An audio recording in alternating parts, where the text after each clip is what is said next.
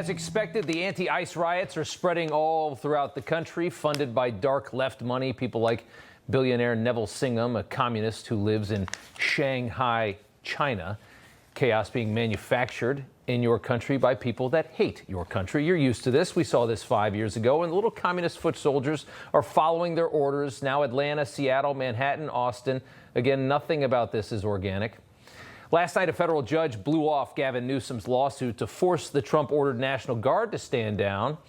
Newsom is so desperate for a lot of national attention as he prepares to run for president that he spent about 3 hours on his hair and did a nationwide address online. But his tech team botched it.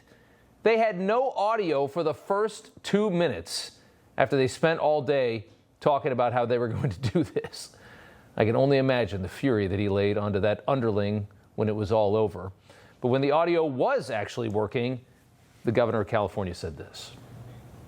This brazen abuse of power by a sitting president inflamed a combustible situation, putting our people, our officers, and even our National Guard at risk. That's when the downward spiral began. That is such a demonstrable lie. They had chaos, absolute chaos all weekend before the National Guard arrived. He's lying. That's what he does. The president caught him in a lie about a phone call last night, too, by showing the screenshot of the calls that he made to Gavin Newsom. And when Trump calls, you don't miss that call, of course. It's the president of the United States. A brazen abuse of power is what he's calling sending in the National Guard to protect a federal building under attack, to protect LAPD officers being attacked with rocks and fireworks so powerful it could blow their heads off.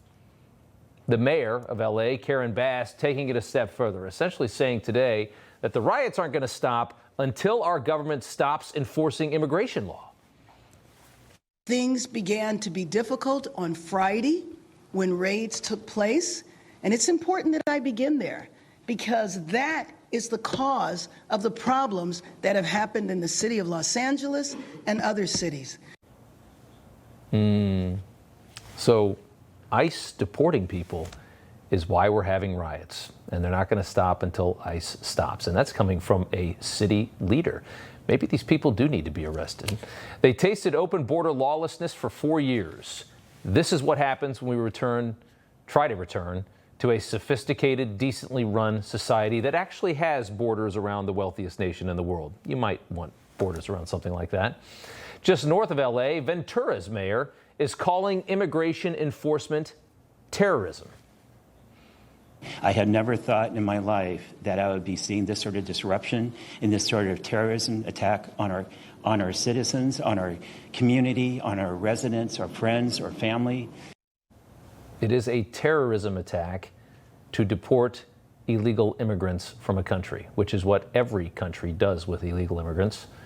And in this case, we're starting with mostly violent people, and they can't even accept that. Deporting criminals is terrorism, according to the mayor of Ventura, California. I wonder what he would call this, though. Remember this scene? An illegal from Mexico who's been previously deported, arrested for grand theft and DUI in the past, throwing a Molotov cocktail at ICE officers. That's actual terrorism. I'm sure that the mayor of Ventura would probably love that young man far more than he loves the people that arrested him. And that young man has been arrested, now facing federal charges.